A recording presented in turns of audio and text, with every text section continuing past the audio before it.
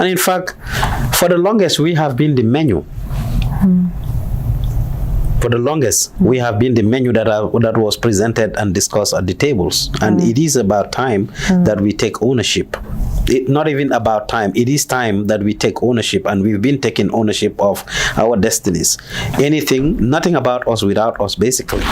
We have to continue to work to do the things that we need to do for ourselves.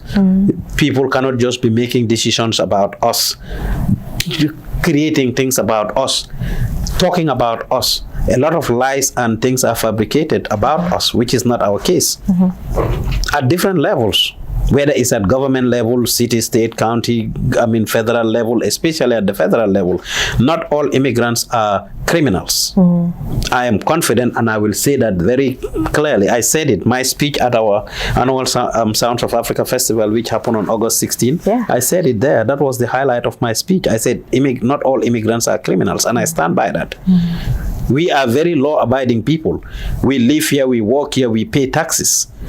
The systems that are created is actually what is continuing to criminalize us, that make us, put us in very vulnerable situations that, sometimes force us to do things that we are termed as criminals.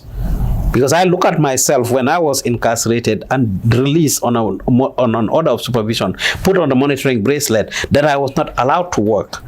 If I did not move to Alaska, I'm there. I have a family to take care of. I have my bills to pay and all kinds of things to do.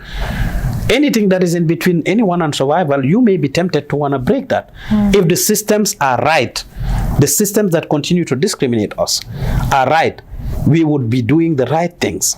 But a lot of times the systems are created that sets our community up to fail, and with time we end up being blamed for who we are and identified for who we are. The same things that other people from other communities do. The data is there everywhere that white people commit more crimes. But you go to the jails, you see the ratio, you see the way and the rate in which we are convicted for crimes, for carrying the same crimes, for doing the same things, or even lesser crimes and the things that they're doing. But at the end of the day, we get identified. Anything we do, we get labeled. These criminals, these Africans, these Muslims, these immigrants. For all the things we get, we identify for, we get labeled for all the things we are identified for, which is very unfair to our communities.